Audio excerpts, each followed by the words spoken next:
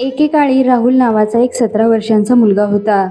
तो एका अशा गावात राहायचा जिथे एकही झाड नव्हते. जमीन पूर्णपणे तपकिरी आणि नापीक होती. ऊन नेहमी खूप कडक असायचे आणि पाण्याची तीव्र टंचाई होती. लोक दररोज जगण्यासाठी संघर्ष करायचे.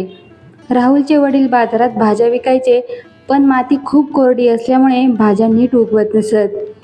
त्याची आई घरात काम करायची आणि पाण्याचा प्रत्येक थेंब वाचवण्याचा प्रयत्न करायची. सर्वांसाठी जीवन खूप कठीण होते. राहुलचे एक स्वप्न होते. त्याला आपले गाव पुन्हा हिरवेगार बनवायचे होते. पण लोक त्याच्या या स्वप्नावर हसायचे. त्यांचे म्हणणे होते की हे अशक्य आहे. ही जमीन शापित आहे आणि इथे आता काही उगू शकत नाही. अगदी राहुलच्या स्वतःच्या मित्रांनीही त्याची खिल्ली उडवली. तू तुझा वेळ वाया घालवत आहेस राहुल. पण राहुलने हार मानली नाही. त्याचा स्वतःच्या मनावर विश्वास होता. एक दिवस राहुल एकटाच बसला होता. तो खूप उदास आणि थकल्यासारखा वाटत होता. कोणीही माझ्यावर विश्वास का ठेवत नाही? सर्व काही इतके कठीण आहे.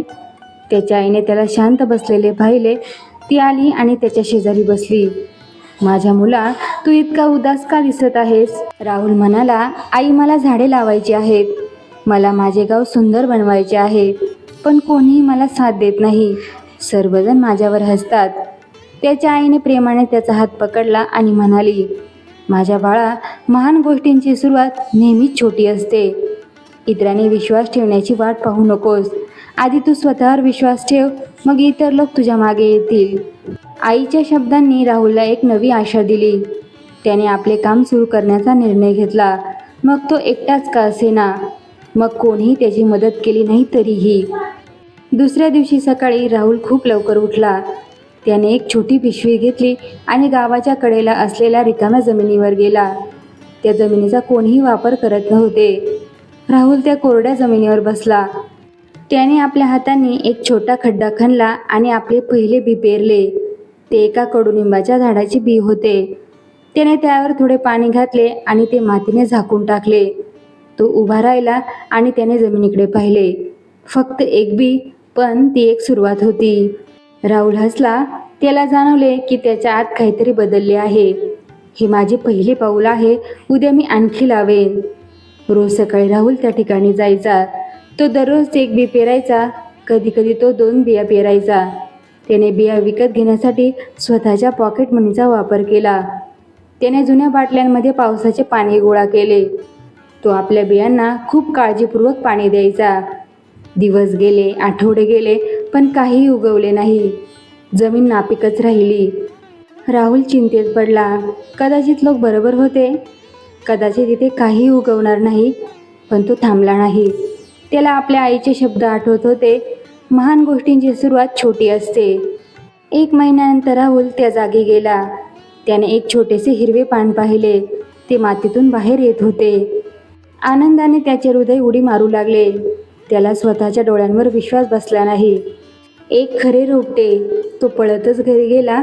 आई, बाबा, येऊन पहा. त्याचे आई वडील घाईघाईने त्याच्या मागे आले. त्यांनी त्या छोट्या रोपट्याला पाहिले आणि त्याच्या आईच्या डोळ्यात आनंदाश्रू तरळले. तू करून दाखवलंस माझ्या मुला. या छोट्या पानाने सर्व काही बदलून टाकले. गावात ही बातमी पसरली. लोक त्या छोट्या रोपट्याला पाहायला आले. काही लोक आश्चर्यचकित होते. काही अजूनही शंका घेत होते. एका म्हाताऱ्या माणसाने म्हटले, एका रोपट्याचा काहीही अर्थ नाही. पाहूया हे जिवंत राहते की नाही. पण काही मुले उत्साही झाली आणि त्यांनी राहुलला विचारले, आम्ही तुझी मदत करू शकतो का? राहुलचा चेहरा उजळला. हो, कृपया माझी मदत करा. आपण सर्व मिळून झाडे लावूया. त्या दिवसापासून 5 मुले राहुलसोबत जोडली गेली. ती त्यांची टीम बनली. रोज सकाळी ते भेटायचे. एकत्र बिया पेरायचे, पाणी द्यायचे आणि काम करताना गाणी गायचे. हळूहळू आशा वाढू लागली. 3 महिने उलटून गेले आणि आता 50 रोपे उगवत होती. रिकामी जमीन आता रिकामी राहिली नव्हती. गावातील लोक राहुलचा आदर करू लागले. कोणी बियांसाठी पैसे दिले तर कोणी शेतकऱ्याने त्यांना अवजारे दिली. एका महिलेने आपल्या विहिरीतून पाणी आणून दिले. पाठिंबा हळूहळू वाढत होता. पण काही लोक अजूनही म्हणायचे की उन्हाळा येताच सर्व काही सुकून जाईल. कोरडा उन्हाळा आला. ऊन खूप कडक झाले. रोपे सुकू लागली आणि पाने पिवळी पडली. काही रोपे तर मरण पावली. राहुलचे हृदय तुटले. तो एका झाडाखाली बसून रडू लागला. कदाचित आपण थांबायला हवे. हे खूप कठीण आहे. पण राहुलने आपले अश्रू पुसले. नाही, आपण थांबणार नाही. आपण काहीतरी मार्ग काढू. तो गावच्या वाचनालयात गेला. जलसंधारण आणि आच्छादनाबद्दल त्याने वाचले. सुक्या पानांनी माती झाकून ओलावा कसा वाचवायचा हे त्याने आपल्या मित्रांना शिकवले. त्यांनी खूप मेहनत घेतली आणि त्यांची रोपे वाचली. 1 वर्ष उलटून गेले आणि आता 200 रोपे उगवत होती. रिकाम्या जमिनीचे आता छोट्याशा बागेत रूपांतर झाले होते. पक्षी येऊ लागले आणि हवा थंड वाटू लागली. 2 वर्षानंतर ती छोटी बाग एका मोठ्या जंगलात बदलली. तिथे 1000 पेक्षा जास्त झाडे होती. गाव बदलले होते. तापमानात घट झाली आणि पाऊसही जास्त पडू लागला. विहिरींमधील पाण्याची पातळी वाढली. गावात प्रत्येकजण राहुलचीच चर्चा करत होता. तो एक हिरो बनला होता. राहुल आता एक पर्यावरण शिक्षक बनला होता. त्याने अनेक गावांना भेटी दिल्या आणि लोकांना झाडे लावणे, पाणी वाचवणे आणि पृथ्वीला सावरणे शिकवले.